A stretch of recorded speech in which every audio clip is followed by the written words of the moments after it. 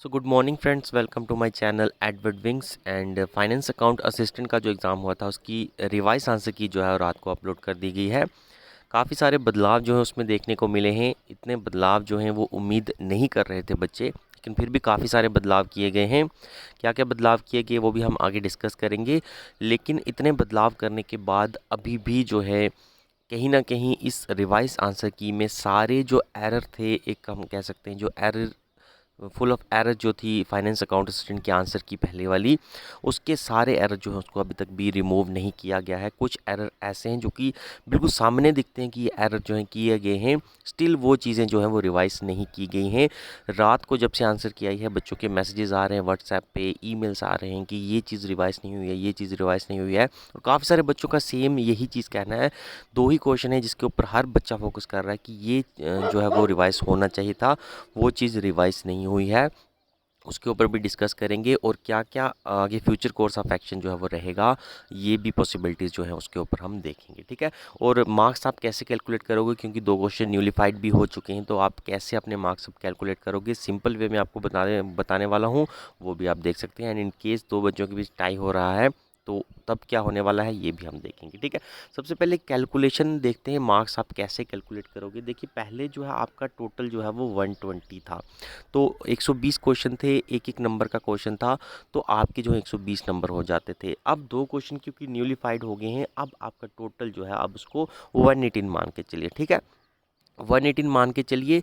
और जो क्वेश्चन न्यूलिफाइड हुए हैं, अगर किसी के वो पहले क्वेश्चन सही थे, वो तो 1 नंबर सिंपल काट लेगा अपना, ठीक है? जिसके एक सही था वो तो अपना 1 नंबर जो है माइनस कर लेगा।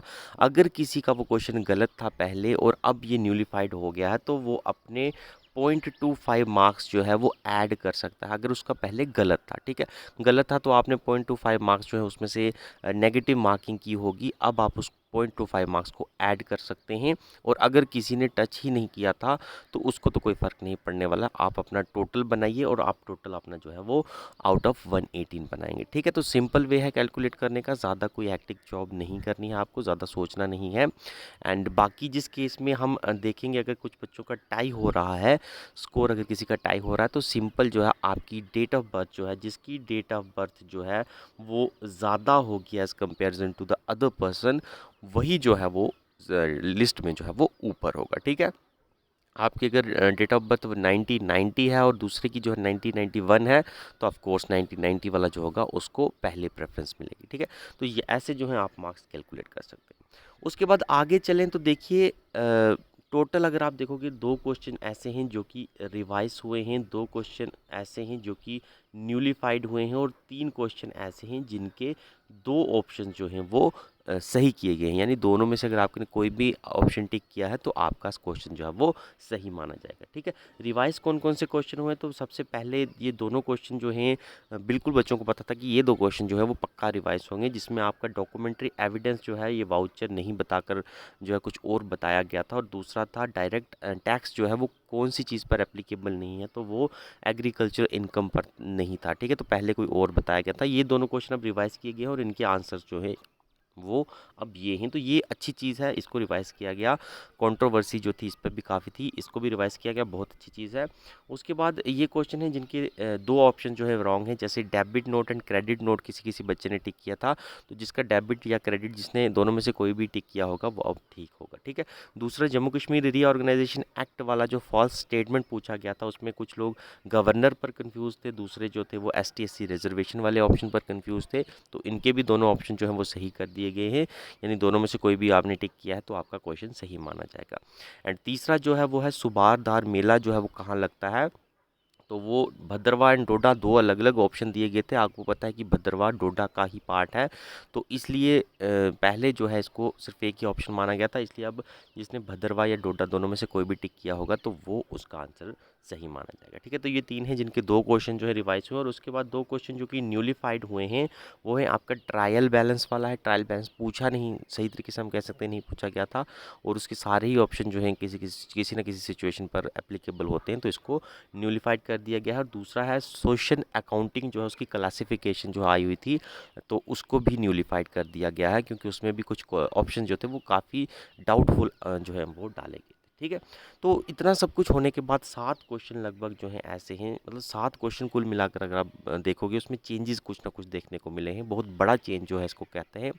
लेकिन इतना बड़ा चेंज करने के बाद अगर आप देखोगे तो कंट्रोवर्सी जो है वो अभी भी एग्जिस्ट कर रही है, एंड बच्चे जो हैं वो इवन इसको कोर्ट तक ले जाने की भी बातें कर रहे हैं, क्योंकि 2 क्वेश्चन जो हैं वो आपको लगभग 2.5 मार्क्स जो हैं वो ऊपर करवा सकते हैं किसी से भी, और 2.5 मार्क्स बहुत ज़्यादा होते हैं। इसलिए जो है कंट्रोवर्सी अभी भी बनी हुई है। और कंट्रोवर्सी क्यों है कि सामने सामने जो है इतना बड़ा एरर दिख रहा है। यहाँ पर अगर आप देखोगे मैंने आपको प्रूफ भी आगे दिया हुआ है।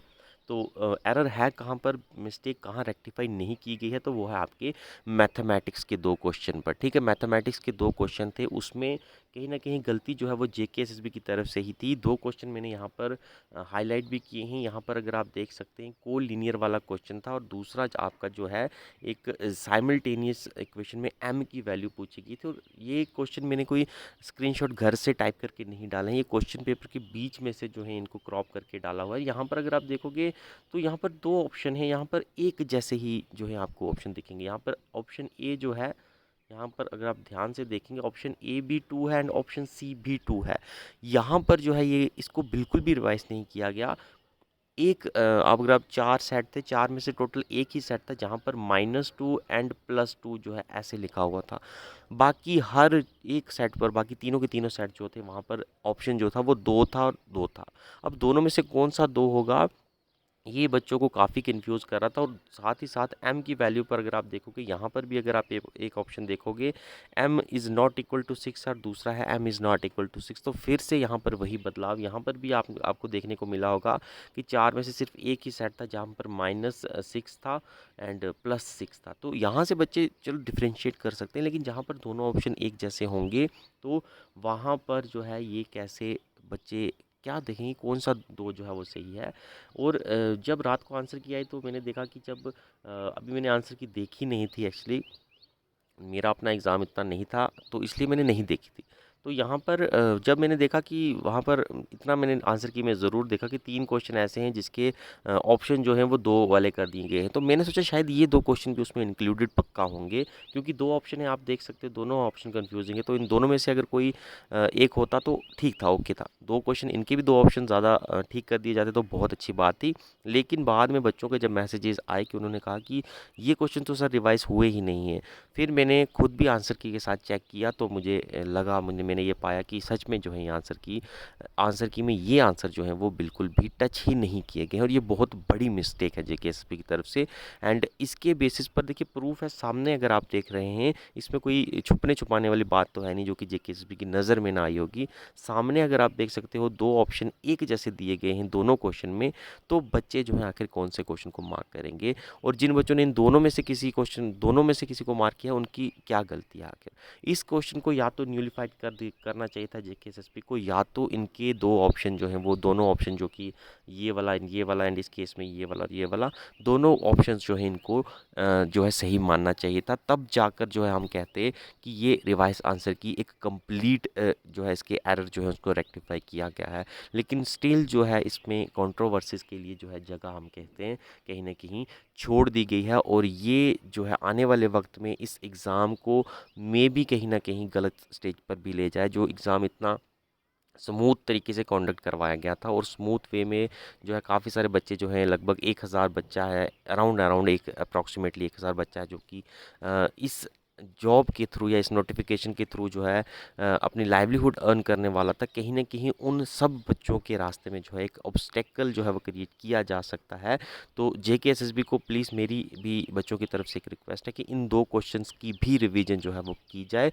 ऐसा कोई रूल नहीं है कि आप दोबारा से रिवाइज नहीं कर सकते। अगर एरर है अभी भी और बच्चे आपको बता रहे हैं तो आपको एरर जो है उसको फिर से सुधारना चाहिए। इसमें कोई झुकने वाली बात नहीं है और या इसमें कोई गलत बात नहीं है।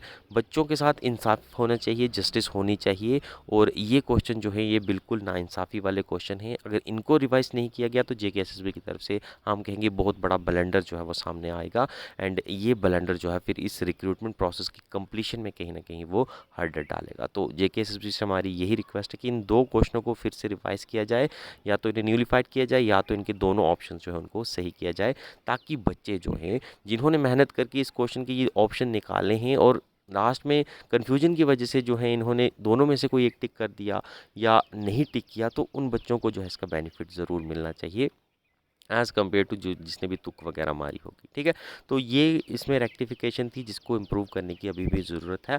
बाकी आप भी इस वीडियो को शेयर कीजिए। जेकेएसएसबी के साथ आप कांटेक्ट कर सकते हैं, आप पर्सनली जाके उनको स्टिल इन स्क्रीनशॉट ले लीजिए इन क्वेश्चंस का, और इन स्क्रीनशॉट्स के साथ एक एप्लीकेशन एंड रिप्रेजेंटेशन दीजिए।